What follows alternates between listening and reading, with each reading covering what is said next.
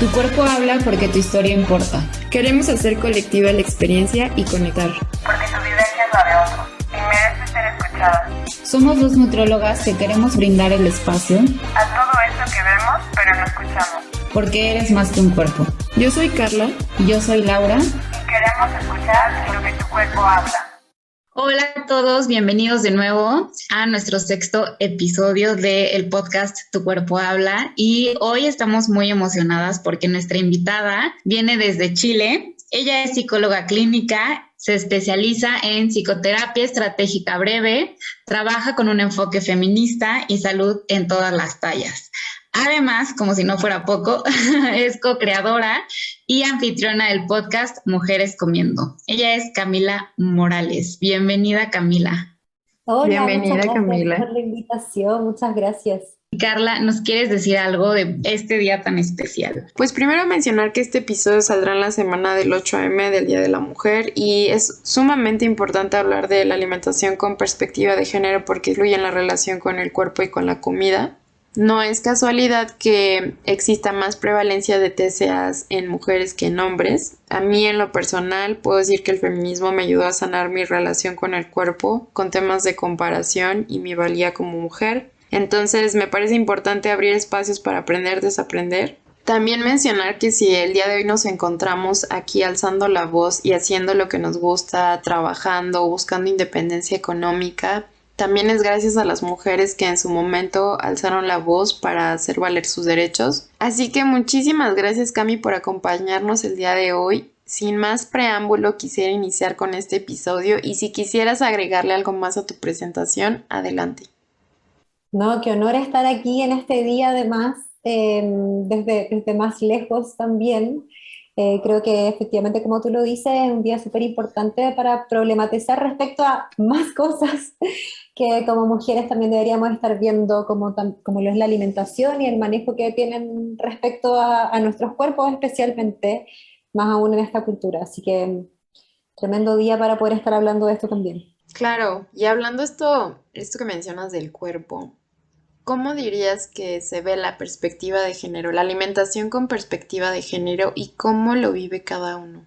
Si vamos a hablar de alimentación y perspectiva de género, creo que es inevitable también hablar de por qué es relevante poner la perspectiva de género dentro de la alimentación. Porque hoy en día se conoce y se sabe que estamos surgiendo, al menos acá en Chile, en una cuarta ola de feminismo, donde anteriormente se creía que íbamos a poder acabar con las diferencias de género si es que las mujeres llegaban a puestos de trabajo importantes o a ese reconocimiento, y la verdad es que no fue así, porque finalmente el patriarcado de todas maneras estuvo influyendo en la manera en que nos posicionaban, haciendo como que, bueno, quédense acá para que digamos que están aquí puestas, pero en verdad no teniendo como una real conciencia de los cambios que necesitábamos. Y hoy en día se visualiza que cuando la mujer pueda recuperar su cuerpo, va a ser el momento en donde efectivamente nosotros vamos a poder decir que estamos en igualdad de condición. Que estamos hablando, por ejemplo, de todo lo que tiene que ver con el aborto. No sé si ustedes tienen aborto en México, me imagino que no, ¿no? Como permitido. No en todos los estados, ya en algunos se empieza a ver, pero no en todos. Claro, bueno, en Chile todavía está siendo discutido, que ha sido como bien polémico. Y cómo no hablar entonces de la alimentación como también un lugar de manejo y control de la mujer por el cumplimiento de los estándares, tanto de belleza y más aún hoy en día llevados como a los temas de salud. Sí, con una visión súper pesocentrista, especialmente en todas las medidas. No sé si han escuchado, pero Chile ya está en lugares récord de este diagnóstico, entre comillas, supongo super entre comillas, como de obesidad y la pandemia, etcétera. Y eso también conlleva que, por supuesto, los caracteres opresivos, especialmente a las mujeres, sean incluso mayores, porque nos obligan a cumplir con estándares más grandes que los de los hombres. Por lo cual, si hablamos como de alimentación con perspectiva de género, evidentemente la mujer que hace dieta es obligada a hacer dieta, por así decirlo. El hombre no tanto. Al hombre se le permite tener un poco de barriga, sí, pero la mujer es algo que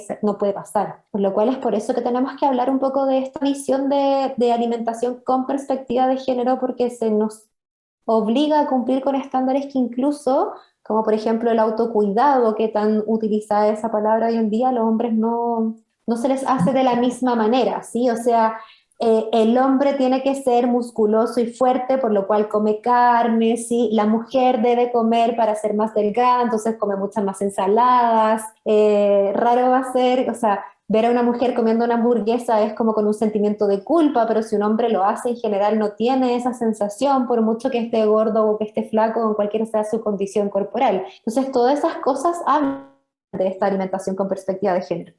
Y esto me recuerda a dos cosas. La primera, el título de un reportaje que decía, actores que aún teniendo pancita siguen siendo atractivos. Y yo dije, wow, o sea, nunca he visto que sean tan sutiles con las mujeres cuando tienen panza, ¿no? Cuando tienen pancita. Entonces dije, si fueran mujeres ya se las hubieran acabado.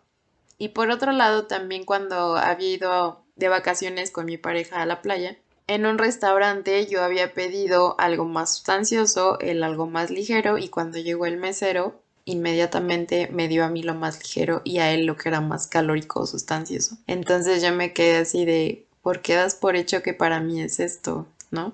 Exacto, sí, porque también puede llegar incluso en algunos contextos a ser mal visto que un hombre pida una ensalada.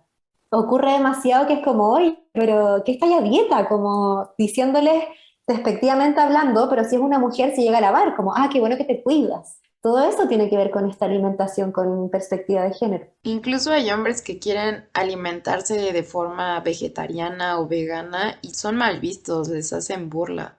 Exacto, sí, efectivamente, porque también cuando un hombre no quiere comer carne, por ejemplo, o ciertas proteínas, empecemos a hablar como de preferencia alimentaria, alguien que pueda querer dedicarse mucho más al veganismo, etcétera, también es catalogado de una manera en donde tampoco es tan asertiva, porque también hay un juicio social respecto a eso. Es importante que la perspectiva de género se aplica para ambos lados, ¿sí? Yo tengo mucho más conocimiento respecto como al lado de la mujer, es el lugar donde me he como especializado más del feminismo, pero los hombres también viven tipos de opresión. Ellos también están obligados a ser grandes y corpulentos para proteger a la mujer, ¿sí? Todo esto desde una visión como del patriarcado mucho más armado, entendiendo que el problema no va con ellos, y ellos también son parte del instrumento que el patriarcado utiliza para este mantenimiento. Entonces, creo que es muy importante que nosotros vayamos como a recalcar que esto también habla de los roles sociales que tenemos que cumplir para sostener toda esta estructura.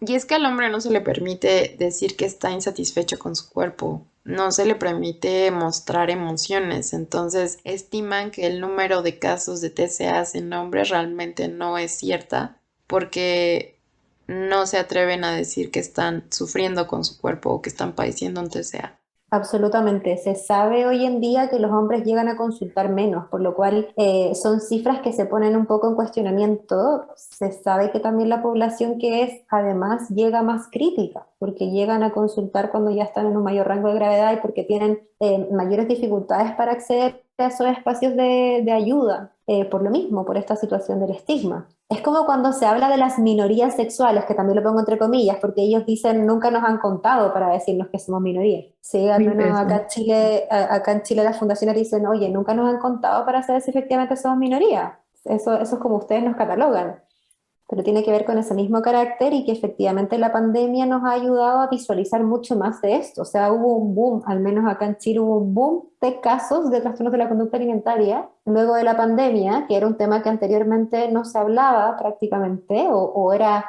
acá el tratamiento es muy malo para todo lo que tiene que ver con trastornos de la conducta alimentaria, es muy malo, la verdad, queda muy carente de la necesidad y hoy en día se ha empezado a visualizar mucho más, porque se alzó la voz, simplemente.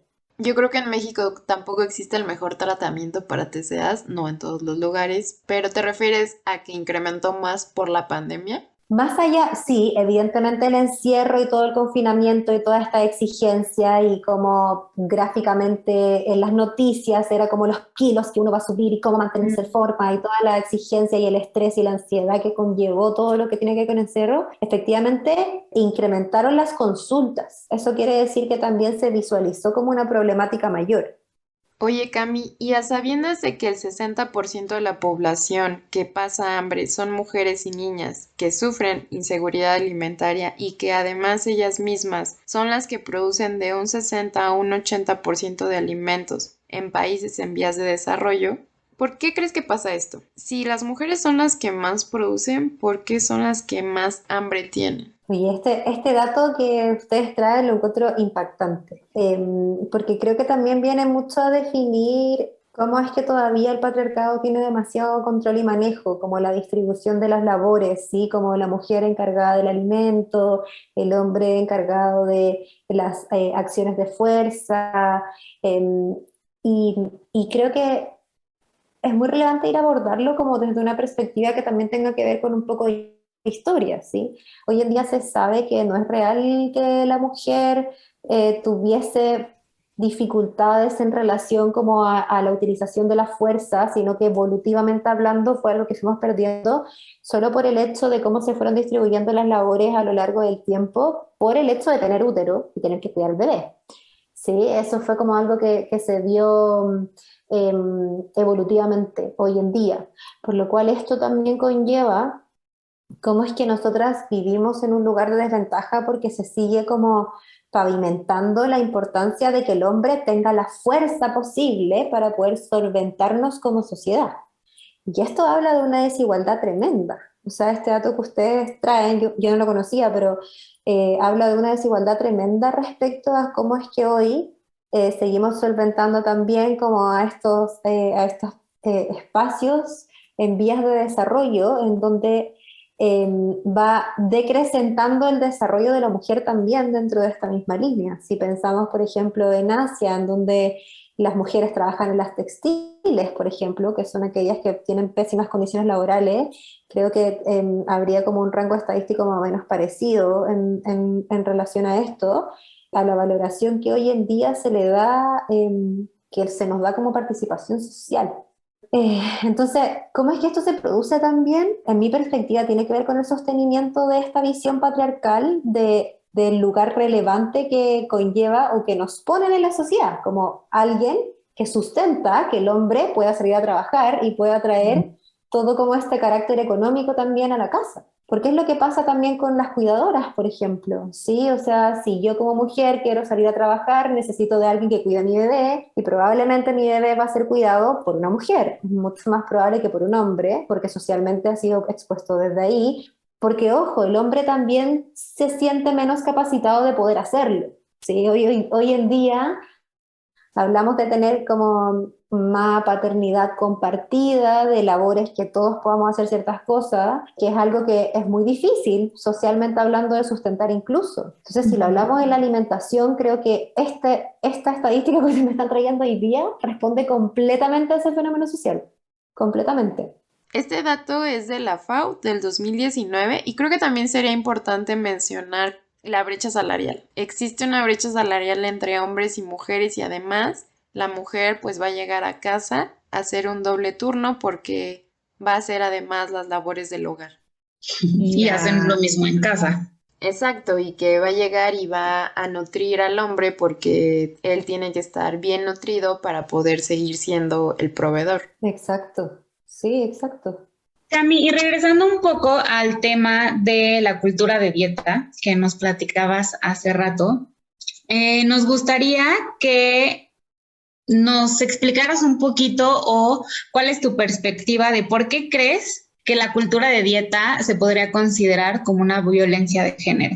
Bueno, si hablamos de cultura de dietas, creo que es muy importante comprender que esto es un fenómeno social que además fue tomado por la industria como un excelente negocio. ¿Sí? Y que es súper importante, millonario. O sea, yo casi me muero cuando supe que facturaban más que la pornografía, porque ustedes saben que la pornografía es un lugar, no me acuerdo de la cifra exacta, pero la pornografía es un lugar que gana mucha plata y que lo tenemos súper en claro. Ahí donde decadencia, sí, sabemos que hay donde decadencia, pero todo lo que tiene que ver con la cultura de dieta hoy en día factura mucho más que eso, porque han entrado diferentes entes involucrados dentro de este espacio, en donde incluso los profesionales de la salud entramos, pero de lleno dentro de esta situación.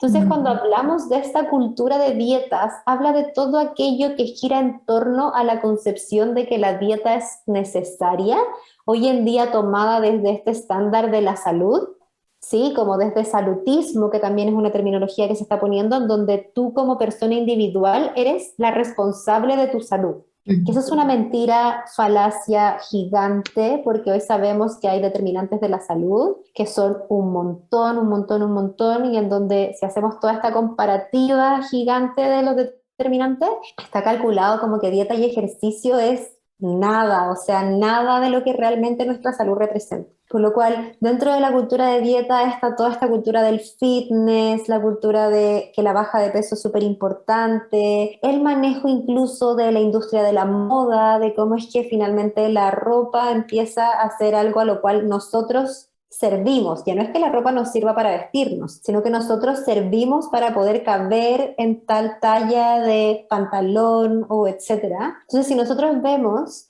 que esto además tiene una mayor inferencia dentro de la exigencia que como mujer conlleva en este sentido de que nosotras tenemos que ser un ornamento prácticamente, porque nosotras somos un adorno de o el hombre o de el deseo fálico, por así nombrarlo, de otro ser. ¿Cómo no?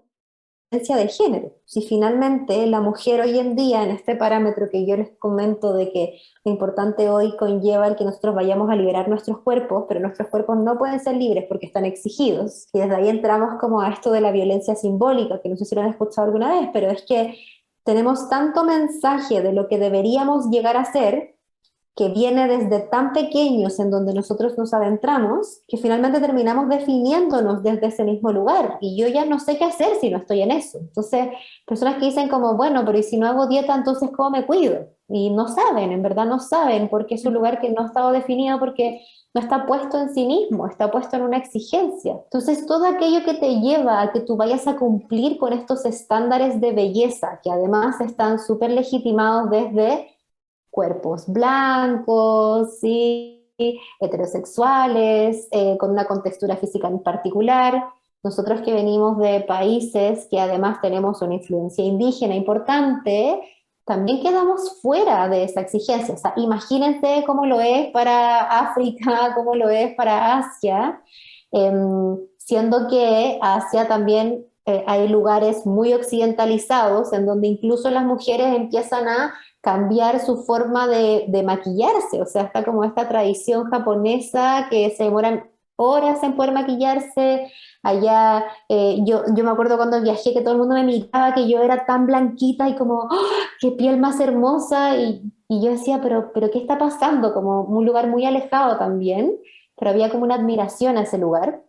Entonces, cuando hablamos de la cultura de dietas, especialmente en dietas, tiene que ver con cómo es que nosotras debemos cumplir el deber de poder solventar esta cultura porque tenemos que adherir a ella. Entonces, mientras más pastillas, mientras más operaciones nos vendan y más podamos acceder a ella, es que lo estamos haciendo muy bien. Y eso obviamente es violencia, porque finalmente también queda para un grupo elitista, o sea, no todas las personas, si es que lo mejor del mundo fuera realmente que todas nos operáramos de una cirugía bariátrica, no todas las personas pueden acceder a ello. Y además de eso, independientemente de que generen políticas públicas a lo largo de los países para que se pudiese acceder a ello, que ojalá nadie lo haga, ojalá que nadie lo haga, la definición también tiene que ver con cuántos de ellos pueden solventar el tratamiento que eso significa después, ya referente a, por ejemplo, educación alimentaria, suplementación de los nutrientes que necesitan, qué espacios realmente hay para poder desarrollar la actividad física en cuanto como a la disposición de la ciudad, o sea, un montón de cosas. Entonces la cultura de dieta hoy en día, por supuesto que es violencia de género, porque está mucho más puesta y exigida hacia la mujer. Si no, vayamos a ver los porcentajes de quienes operan más, por ejemplo, o de quienes se dictamina mucho más que tengamos que hacer esto. Hoy en día ese es un lugar en que cada mujer debiese aspirar, porque una mujer gorda es mentira que está feliz, no puede ser verdad. O sea, no sé si ese comentario lo han escuchado, pero obvio que ella se hace la gordita buena onda, pero es imposible que esté feliz. ¿Cómo? Nadie puede estar feliz en ese lugar. Entonces también hay un lugar en donde empieza a ejercer esta opresión que es terrible, y que hoy además es algo que se exige, porque se violenta, y se exige desde profesionales de la salud, se exige desde tus familiares, se exige desde tus círculos cercanos, y eso hace que además sea tal y como hablaba como de la violencia simbólica, un círculo vicioso del cual es muy difícil salir. Ninguna mujer debería ser valiente por dejar de hacer dieta, pero hoy en día es así. Ese es el tratamiento que al menos yo trato de poder aplicar en cuanto a mis pacientes. ¿Cómo podrías Esa decir explicación que... estuvo- No, Sí, entonces podrías decir que la cultura de dieta es un tipo de violencia simbólica. Sí, o sea, totalmente, como de violencia simbólica absoluta en base a este sostenimiento del poder en el cuerpo de la mujer, como de exigirte que tú solo tienes que ser de esa manera, sin ponerlo en un parámetro al cual todas podamos acceder, porque ahí no hay una categorización de la diversidad, por ejemplo. claro. Sí, sino que hay mujeres gordas que se definen como gordas y que dicen, ah, sí, pero tú tenés tal prototipo de cuerpo, entonces tú sí eres la gordita linda, pero si es una gordita que en general no cumple con eso, también está dictaminada como negativo, entonces es un lugar súper opresivo. Y es un lugar además en el que muchas mujeres no llegan nunca, ¿sí? O sea, aunque estés muy flaca, todas estamos pensando en el cuerpo, en cualquier momento. Por eso es Claro. un problema transversal, porque si la solución fuese que en verdad bajáramos de peso y nos sintiéramos estupenda, no tendríamos a Megan Fox diciendo que tiene dismorfia corporal, porque Exacto. Nunca es suficiente. nunca es suficiente y esa es parte importante del tratamiento que al menos también se hace en esta relación como de imagen corporal. ¿Cómo definirías la violencia simbólica? Para las personas que es la primera vez que escuchan esto, ¿cómo lo definirías? La violencia simbólica es, lo voy a hacer un poco más ejemplificatorio porque creo que igual es difícil de poder comprender porque el feminismo trata con conceptos muy abstractos, a mi parecer. Pero si yo estoy desde un lugar en donde constantemente me siento violentada, pero no he conocido ninguna otra definición para poder describirme a mí misma, yo empiezo a definirme desde ese espacio con una incomodidad que no necesariamente voy a poder salir de ella. Porque yo es como que siento que estoy dentro de una caja, ¿sí? Estoy dentro de una caja y choco con todas las murallas constantemente. Y algo me incomoda dentro de este espacio, pero voy buscando las respuestas dentro de esta misma caja, porque pararme en el borde para salir desde ahí es un lugar que quizás me puede llevar a donde no hay representación, no me conozco, ojo, no porque, sino porque todo está muy manejado desde esa línea, ¿sí? Hay una charla muy buena que es de la Chimamanda, que es de la historia única, que ella define cómo es que la mujer se define desde solo un espacio. Ella habla de sí misma. Ella es africana, es representante, es nigeriana, creo, es representante feminista muy conocida y ella habla como de su experiencia de cuando ella se fue a estudiar a Inglaterra. Y todos le preguntaban así como, ¿pero por qué habla inglés? Porque si en África viene en la tierra. Y ella así como, hablo más de un idioma. El inglés es uno de los idiomas nativos de donde yo vivo. Y empezaba como a describir un poco que a la mujer le pasa lo mismo. Es como que solo tenemos una historia.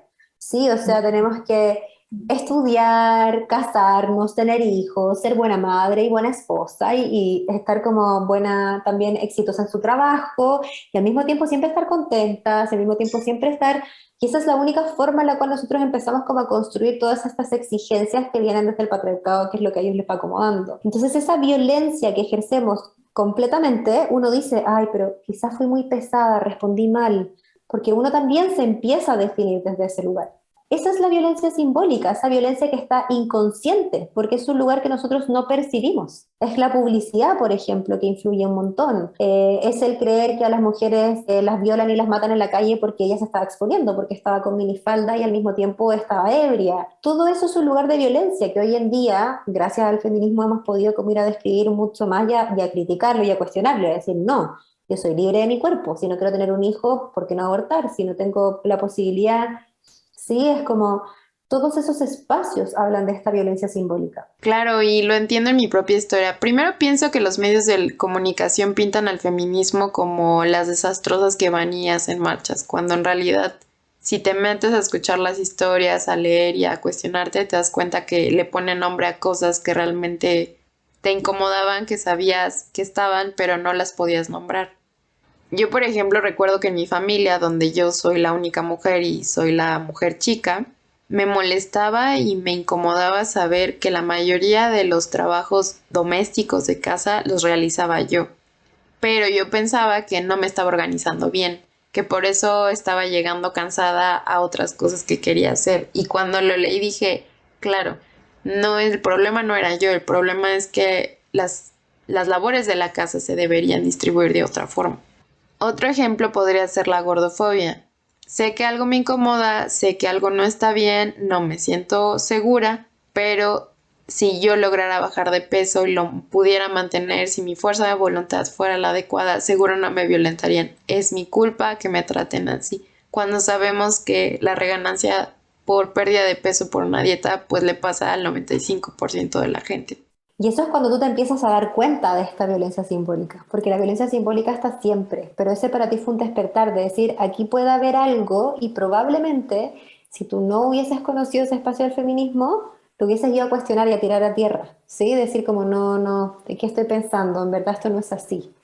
Pero eso es el despertar, es el empezar a darse cuenta de todas estas cosas, porque la violencia está en todas partes y uno nunca deja de deconstruirse, o sea, nadie puede decir que uno ya está deconstruido, uno siempre está en proceso de eso, porque empieza a ver, a observar, esa es como la parte no tan amable del feminismo, o sea, es mucho más fácil no darse cuenta de todas estas cosas, porque uno vive también en este lugar opresivo y es lo único que hay, ¿sí? Como lo que pasa cuando uno habla con personas quizás mayores que no han entrado en esta línea. Si yo hablo con mi abuela, 94 años, ella me dice como, ¿qué estáis hablando? ¿Por qué? Para ella es muy fácil vivir ahí, porque evidentemente es lo que ha hecho toda su vida, pero este es el lugar de cómo queremos ser libres también en este espacio. Exacto. Y esta violencia tan sutil que, bueno, que como platicábamos, ha sido un poco más dirigida hacia las mujeres. Creo que aquí las tres estamos de acuerdo que va hacia un control hacia la mujer específicamente. Me gustaría que nos platicaras, Cami, ¿qué opinas que gana esta cultura de dieta y esta violencia sutil con este control hacia las mujeres? Bueno, sin lugar a duda, mucha plata, mucho dinero. Eso sin lugar a dudas no nos podemos desligar desde ese espacio. Muy gracioso también como ver que este Día Internacional de la Obesidad estaba patrocinado por un montón de farmacéuticas, por ejemplo, que eso conlleva un montón de dinero, la cantidad de plata que gastamos las mujeres en poder sostener esta cultura de dietas es impresionante. O sea, muchos de mis pacientes me dicen la cantidad de plata que botaba a la basura, que la pastilla, que la dieta, que el método no sé qué, que que esto, que esto otro. Sin lugar a dudas, por lejos, es eso. Pero cosa muy importante que también gana la cultura de dietas es control. Gana control sobre nosotros. Gana una forma en que el patriarcado se puede seguir sosteniendo. Gana que las figuras de poder vayan a ser poco cuestionadas también dentro de este aspecto. Y creo que eso es algo que hace que ese control hacia la mujer haga que nosotras tampoco salgamos de ese espacio. Y pensando en que somos más en el mundo incluso, lo cómodo también que es para el patriarcado sostener todo esto es impresionante. Entonces, por lejos, fuera de la plata millonaria, yo creo que el sostenimiento de ese control hacia la mujer es algo que acomoda muchísimo. Por eso incomoda que una mujer hable, ¿sí? Que una mujer manifieste, exprese la voz. Yo siempre he dicho que muchas personas que hablan como de la feminazi y esto es porque igual les da miedo que alguien pueda llegar a arrebatar derechos, porque hay derechos que también se han auto-otorgado que evidentemente tienen que ceder y no es un lugar en que nadie se sienta cómodo. Entonces creo que eso es lo que más sostiene a lo largo del tiempo. Está cañón que los dos enfoques que hemos visto, que es inseguridad alimentaria y cultura de las dietas, mantiene a las mujeres hambrientas y al final una persona hambrienta no tiene espacio mental para construir sueños, para crear negocios, para alzar la voz, para ocupar espacios de poder, simplemente está en un estado de supervivencia. Exacto, y es verdad. Y eso es un lugar que es un súper buen punto porque nosotras queremos vivir, o sea, hoy queremos vivir y ser libres, pero nos queremos vivas y libres, una como también como de los eslogans que también tenemos en eso, es muy relevante. ¿Y qué nos podrías decir, Cami, qué podríamos hacer nosotras las mujeres para disminuir esta violencia? ¿qué tenemos en nuestras manos en nuestro día a día? Miren, hoy en día la principal estrategia que tenemos ante esto es pensamiento crítico y resistencia, sin lugar a dudas, ¿sí? Porque si hoy en día nos vamos a comprar todo aquello que se dice y no ponemos un poco en práctica dentro de nuestra propia experiencia incluso, es muy difícil hacer cambio. Y resistir también tiene que ver con el hecho de que vayamos a practicar este cuestionamiento, este pensamiento crítico, el compartir también, porque hoy en día se dice que todo esto está muy llevado como al ámbito privado, pero es algo que nos pasa a todas. La sororidad es importantísima dentro de estos espacios, es compartir las distintas experiencias y que eso nos ayude a que juntas también podamos crear nuestros espacios de resistencia. Yo creo que por lejos eso es el mejor lugar. No todas tenemos que ser la que levanta la mano y dice no estoy de acuerdo, porque todas somos personalidades distintas, pero probablemente si una siente que tiene más capacidad de hacerlo, va a abrirle un camino y un espacio gigante a otras. Sí, si estoy dentro de una conversación de dieta constante y una dice, ¿sabéis que yo me siento pésimo con eso? Es mucho más probable que otra salte y diga, ¿sabéis que yo también? Y todo eso habla de este proceso de resistencia, de cuestionarnos más. Creo que eso por lejos es el camino más importante. Claro. Incluso a mí me gustaría agregar lo que consumimos. Tal vez no nos damos cuenta, o sea, está tanta información tan sutil que no nos cuestionamos y no nos damos cuenta que nosotros también somos parte de consumir a través ya sea de una influencer o de revistas o de ciertas películas que también nos promueven todo esto. Absolutamente. Me quedé muy pensativa. Sí. Y es que está bien si tienes un cuerpo normativo y si no lo tienes también. El punto es que estos influencers pues venden ya esto que tienes que verte como ellos como autocuidado y bienestar. Pero pregúntale a tu cuerpo cómo se está sintiendo cuando ve este tipo de redes sociales. Porque si siente ansiedad, comparación, pues algo está diciéndote tu cuerpo que ahí no se siente bien. Totalmente. Yo creo que aquí no tiene que ver con que haya personas con cuerpo normativo, porque obviamente va a haber, eso es parte de la diversidad de cuerpos. El punto es que no se convierta como que eso es donde todas debiéramos aspirar, ni tampoco a decir es que tú tienes que hacer, es que tú tienes que hacer, porque sabemos que lo que más determina tu cuerpo tiene que ver con tu genética. También no todas vamos a acceder a esos lugares y a esos espacios. Entonces creo que también tiene que ver con esta aceptación de la diversidad. Yo creo que eso es clave. El dejar de creer que nosotros podemos manipular nuestro cuerpo a nuestro antojo, o también entender que quizás hay personas que tienen otra forma de visualizar su vida como lo gratificante de la vida, no como necesariamente la plantean. Mm. Ujú.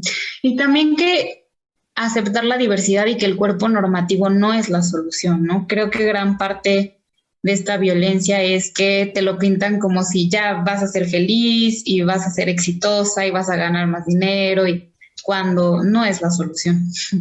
Absolutamente, sí. Porque hay personas que han logrado estar en ese lugar y que también cuando vuelven y dicen, no fue suficiente.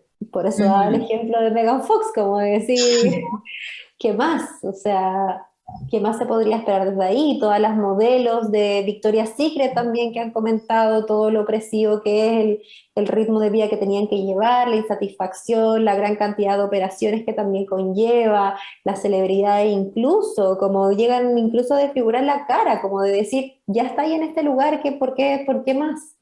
Entonces también, por eso digo que el pensamiento crítico es aquello que en verdad nosotros tenemos que ir a desarrollar para poder salir de este espacio. Y hablando en el sentido de los hombres, ¿cómo podrían ellos ayudar a disminuir esta violencia? Yo creo que el papel de los hombres es muy importante dentro de este proceso, ¿sí? Porque desgraciadamente es una realidad que el hombre tiene mucho más voz de escucha hoy en día en el contexto en el cual nosotros nos encontramos. Si una mujer va a hablar de eso, capaz que va a ser vista como exagerada dentro de lo que está pasando, pero si llega un hombre y levanta la mano, es mucho más probable que a él lo vayan a escuchar. por lo cual el hombre siempre puede acompañar todo lo que tiene que ver con esta causa y esta liberación, más aún también cuando lo llevamos desde la perspectiva de qué es lo que busca, qué es lo que compra el hombre, ¿sí? Como en este ejemplo de ya vaya a ser la pornografía o todo también como este miedo que también se puede conllevar en aquellas mujeres que están interesadas en el sexo masculino y piensan que el hombre no las va a querer porque en verdad no cumplen con este cuerpo. Hay un cambio que, insisto, toda esta problemática es social, o sea, no podemos dejarla fuera, ¿sí? Si bien la liberación va a venir de parte de nosotras, el hecho de que también estemos acompañadas o comprendidas por el rol del hombre es muy importante para que esto se pueda desencadenar, porque si no nos levantamos solo nosotras y si la otra parte del mundo no está también mirando esto con ojos críticos, no va a resultar dentro de ese espacio. Obviamente sabemos que la lucha es nuestra, pero ellos también pueden cuestionarse también, generar este pensamiento crítico, qué es lo que yo estoy esperando de una mujer, por qué lo estoy esperando. Hay espacios y lugares en los cuales ellos necesitan hacer transformaciones al igual que nosotras. Nosotros dejar de juntarnos con las amigas para hablar todo el rato de nuestro cuerpo y la dieta que hicimos y la que no. Los hombres dejar de juntarse entre sus amigos también para comparar y compartir todas estas experiencias solamente puestas en el cuerpo de la mujer. Sí, todo viéndolo desde un espacio como heteronormativo, me refiero, pero generalizándolo un poco como en esa línea de la conversación de cómo hoy en día se ve esta dificultad. Pero sin lugar a dudas, el hombre tiene una voz que se escucha más hoy en día, que es injusto, pero probablemente vaya a ser quizás el hombre el que nos pueda abrir espacios también para nosotras, y eso es muy importante. Wow, nunca lo había visto así. Sí, sí, es muy importante. O sea, se dice que el hombre no puede ser feminista, pero sí puede querer estar de acuerdo con la causa. Claro. Es muy importante también para eso. Sí, comprender por qué es que la mujer se siente oprimida, cómo es que esto es una exigencia, de qué manera ellos no la tienen. Y otra cosa fundamental es que ellos también quieran ceder privilegios. Y esa es la parte más difícil de esto, porque efectivamente tienen que ceder privilegios, ¿sí? Que era lo que hablábamos un poco De la como de esto exacto, sí. Entonces, ellos tienen que ceder privilegios dentro de estos espacios. Pero tampoco puede ser que ese ceder privilegio sea que ahora lo empecemos a criticar a ellos. O sea, tenemos que ir evolucionando, no involucionando. Entonces, creo que es muy relevante el hecho de cómo es que esa línea es más difícil, pero tiene que ir hacia esa construcción y para eso necesitan desarrollar pensamiento crítico. Súper. Me quedo pensando que estamos hablando mucho sobre género, mujer, hombre, pero también en la comunidad LGBT hay una gran cantidad de trastornos alimenticios, relación con el cuerpo y la comida complicadas, que creo que sería bueno tocar en otro episodio. Sí, o sea, sabemos que en la comunidad hay un montón de trastornos alimentarios también, porque ellos también van a cumplir con las exigencias impuestas en general por esta visión patriarcal, por esta cultura de dieta y por los estereotipos de género que también están planteados. Entonces, ellos también van a hacer este acercamiento. En que sí o sí existe una necesidad del cambio de los genitales, por ejemplo, que sí o sí existe una necesidad en que ellos tengan que representar esta masculinidad o esta feminidad. Y hoy en día esos conceptos también se ponen en duda, porque ¿qué significa? También están visualmente proyectados desde la exigencia patriarcal de que solo existe una forma en que tú representes tu feminidad, solo existe una forma en que tú representes tu masculinidad. Entonces, más aún cuando estamos conllevando cómo es que toda la comunidad LGBT tiene como esta dificultad también para hacer ya el proceso transitorio, es muy difícil porque tienen que hacer esta salida del closet, que es terrible, no debería existir. Esto debería ser una normalidad. Más aún se exige con que, bueno, pero ¿qué tanto te está ahí transformando en esta sensación? O sea, no sé, como que se pone como como que qué tan lesbiana eres, qué tan gay eres, qué tan trans eres también, porque existe este estereotipo de categorización de ciertas cosas que tampoco debería ocurrir. Por eso la deconstrucción es tan profunda y por eso es tan compleja de comprender, porque también lo lleva a un lugar en donde no hayan parámetros. Y eso para el mundo binario en el cual hoy día nos conllevamos y vivimos, es muy difícil. Es muy difícil.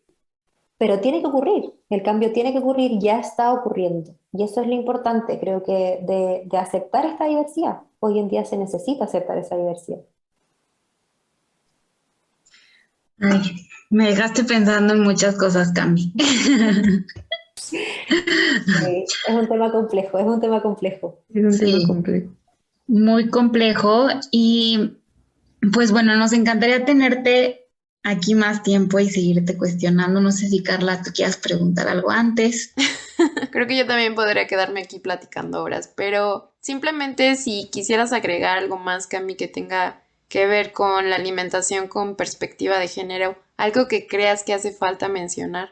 Hoy siento que hemos hablado de tantas cosas que van a quedar dando vueltas, que creo que yo también podría hablar horas respecto a esto y hacer reflexiones impresionantes, pero quiero reforzar la importancia de hacerle caso a este llamado de incomodidad, que pueda ser poco comprendido, pero que cuando pueda estar ahí un poco dando vueltas, eh, no ignorar, sino que ponerlo un poco en la perspectiva de que efectivamente puedo sentir que algo no está tan bien y incrementar ahí el pensamiento crítico, el compartir, el llevarlo a otro tipo de conversación, el no creer que estamos solas en esto, en tener que acompañarnos, en practicar toda la sororidad, dejar de hablar de los cuerpos de las mujeres, ver el daño que conlleva también en uno. Creo que es muy importante porque solo desde ese lugar y de ese espacio vamos a poder dejar de estar realmente reprimidas. Ese es como el camino. Entonces, hagámosle caso a esa sensación interna que quizás todavía no hay palabras, pero acompañarnos y buscar esos lugares en donde quizás pueda empezar a ir a descifrar y ponerle nombre es súper importante. Me parece muy lindo. Muchas gracias, Cami. Y pues bueno, estamos cerrando todos nuestros episodios con una pregunta. Y es, si hoy te hablara tu cuerpo, ¿qué te diría? Si hoy me hablara mi cuerpo, wow. Yo creo que mi cuerpo hoy en día está muy contento con este proceso de transformación que he hecho a lo largo del tiempo, como de llevarlo más a un espacio de cuidado y comprensión y de escucha. Creo que eso también hace como este nuevo sentir, como de esta conexión, de si bien mi cuerpo es el que me permite hacer un montón de cosas, también lo considero hoy en día un ser vivo y no un instrumento, que creo que es súper importante. Entonces, creo que tanto yo como separándome de este cuerpo, que es un poco extraño, pero yo también le agradezco un montón y también siento ese agradecimiento de parte de él, que creo que iría un poco por esa línea. Qué bonito. Muchas gracias. Sí, Me encantó. muchas gracias, Cami. Sí. Muchas gracias Bueno. a ustedes por la invitación. Estuvo muy entretenida esta conversación, muy entretenida. Al contrario, muchísimas gracias, Cami, por tu tiempo y igual luego te volvemos a invitar, seguro. Feliz. Pero antes de que te nos vayas, quisiera que nos mencionaras tus redes sociales para todos aquellos que están interesados en seguir y saber más de ti, además de mencionarnos tu increíble podcast del cual yo soy fan. Sí, obvio. Bueno, mi Instagram es saludableatumedida.cl. Ahí pueden encontrar información respecto a mí y el podcast que comparto junto con una nutrióloga, Denise Con, y una nutricionista, la María Jesús. Lo hacemos, se llama Mujeres Comiendo, que también hablamos de nutrición y salud mental desde un enfoque basado en la evidencia, con una visión, por supuesto, feminista y de perspectiva de género, como lo hablamos hoy en día, con distintos temas que también nos pueden encontrar ahí en Spotify para que nos escuchen. Buenísimo, muchas gracias. Y pues de nuestra parte solo les recordamos que estamos en Instagram como Tu Cuerpo Habla Podcast y en Facebook. Muchas gracias, nos vemos en el siguiente episodio. Gracias, Cami. Gracias, chao. Nos encantaría que nos escribieras a nuestras redes sociales tu opinión sobre este u otro episodio que te haya gustado. No olvides que nos puedes encontrar como @tucuerpohablapodcast en Instagram y Facebook. Y para que no te pierdas ninguno de nuestros episodios, no olvides suscribirte y calificarnos.